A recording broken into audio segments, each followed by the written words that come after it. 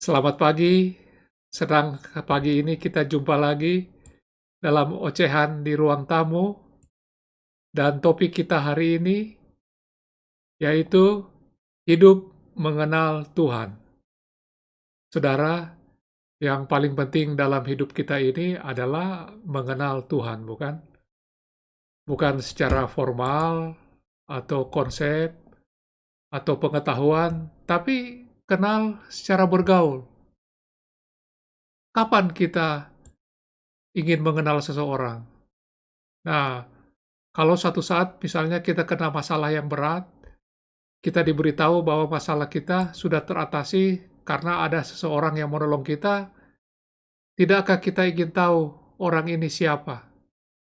Misalnya maaf, kita terjebak hutang dan tiap hari kita diancam oleh penagih hutang, lalu kita mendapat kabar bahwa hutang kita sudah lunas, dilunasi oleh seseorang. Kita ingin tahu bukan siapa orang ini. Atau mohon maaf kita sakit berat dan kita hendak meninggal dunia, butuh donor organ tubuh, dan kita diselamatkan oleh seseorang yang mendonasikan organ tubuh dia, ah, kita ingin tahu bukan orang ini siapa. Terlebih lagi, kalau akhirnya kita dengar kabar bahwa orang ini ternyata mati karena mendonasikan organ tersebut. Tidakkah kita ingin mengenal orang ini siapa? Jadi, saudaraku, manusia menghabiskan waktu banyak ya, hidupnya itu, perhatiannya, pikirannya itu mengejar banyak hal, tidak ada habis-habisnya. Tragedi paling besar itu kalau dia gagal mengejar hal yang paling penting dalam hidup ini. Apa itu? Mengenal Tuhan. Ia bisa saja mengenal banyak orang penting ya, dia tahu banyak hal, pengetahuannya banyak, dia berkunjung ke banyak tempat, tapi ia tidak mengenal Tuhan. Ia tidak mengenal siapa yang memelihara hidupnya. Ia tidak mengenal siapa pembayar hutangnya. Ia tidak mengenal siapa yang menyembuhkan sakitnya. Ia tidak mengenal siapa yang menebus dosanya. Ia bahkan tidak kenal siapa yang mati sebagai gantinya. Saudara, sebenarnya sebuah yang dikejar manusia itu, yang kita kejar seperti orang lapar, orang kehausan itu, semua itu ada pada Tuhan. Coba kita tidak kenal, asal kita mau kenal, kita jadi mengenal adanya roti hidup yang akan mengenyangkan selama-lamanya. Dan ada juga air hidup yang memuaskan dahaga kita selama-lamanya. Tapi kita tidak kenal semua ini karena kita tidak mengenal Dia. Apa yang akan kita temukan dalam mengenal Tuhan? Apa artinya hidup dalam pengenalan akan Tuhan? Saya ingin menonjolkan 3 hal. Yang pertama, agape, kasih, hidup dalam kasih Allah. Nah, kalau kita mengenal Allah, kita akan mengenal Dia itu Allah yang Maha Kasih. Ia mengasihi kita manusia dengan satu kasih yang setia, kesetiaannya selama-lamanya. Jadi apa yang kita lakukan? Ya, kita harus membalas kasih Allah itu. Kita mengasihinya dengan segenap hati, segenap jiwa, akal budi, seluruh kekuatan kita. Nah, kalau sudah bicara segenap hati, jiwa, akal budi, seluruh kekuatan kita, berarti ya seluruh diri kita. Kita berubah menjadi manusia kasih. Dan kita itu harus menurut seluruh perintahnya. Mengapa harus menurut seluruh perintahnya? Ya, karena seluruh perintahnya itu isinya cuma dua. Mengasihi Allah dan mengasihi sesama. Jadi yang pertama adalah hiduplah dalam kasih.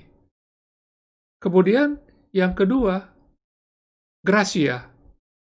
Gracia ini artinya anugerah, kasih karunia, berkat. Jadi kita hidup dalam anugerah Allah, kasih karunia Allah. Kerajaan Allah ini kerajaan yang tidak sama dengan dunia ya. Kerajaan ini kerajaan berkat, kerajaan anugerah.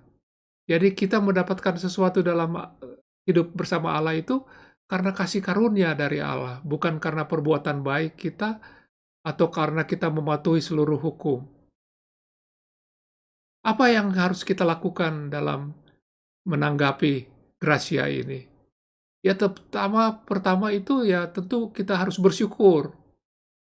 Ya bukan orang yang diberi anugerah artinya kita berterima kasih. Kedua, ya kita harus memberkati orang lain dengan berkat tersebut. Bukan berarti kita tidak melakukan perbuatan baik lagi sekarang ya.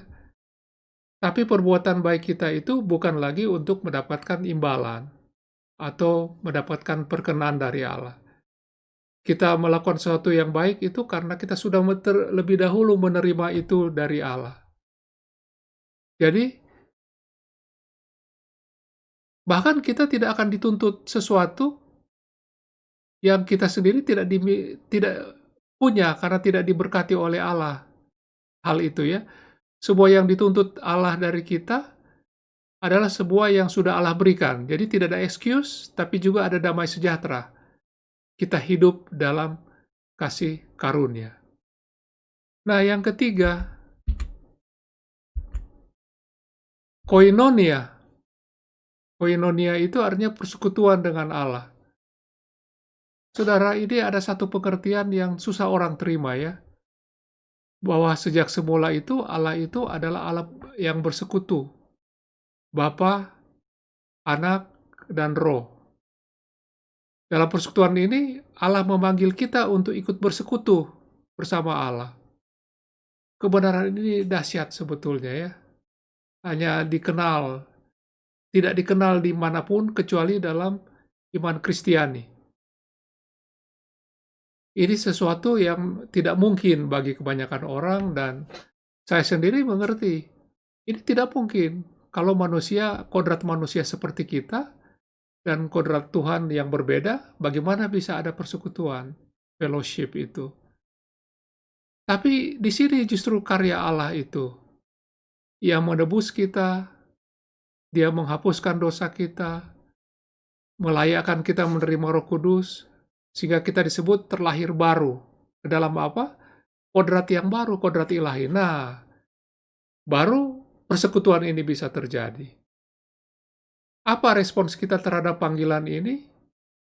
Ya dengan penuh sukacita kita mengikuti persekutuan ini, mempersekutukan diri kita itu dalam fellowship dengan Allah. Artinya kita berdoa, mengakui kehadirannya, bergaul dengannya setiap saat, dan kita mengakui kehadiran Allah dalam setiap perilaku kita, tingkah laku kita. Dan jangan lupa, persekutuan dengan Allah itu berarti kita bersekutu juga dengan mereka-mereka yang bersekutu dengan Allah juga dalam satu persekutuan sesama orang beriman. Jadi, mari kita mendedikasikan ya, saya sebut mendedikasikan hidup kita itu untuk mengenal Allah. Dan saya ingin menonjolkan 3 hal dalam hidup mengenal Allah. Pertama itu agape, hidup dalam kasih Allah, membalas kasih Allah. 2, hidup dalam kasih karunia Allah. Berarti hidup kita juga mempersembahkan kasih karunia itu kepada kehidupan.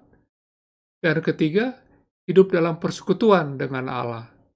Yang berarti juga bersekutu dengan semua orang-orang yang dalam persekutuan dengan Allah. Asik ya. Luar biasa. Jadi, mari kita akhiri ocehan kita ini dengan 2 Korintus 13 ayat 14 ini. Kasih karunia Tuhan Yesus Kristus, gracia ya, kasih Allah, agape, dan persekutuan Roh Kudus, koinonia, menyertai kita sekalian pagi hari ini. Sampai jumpa pada ocehan berikutnya. Tuhan memberkati kita semua. Selamat pagi.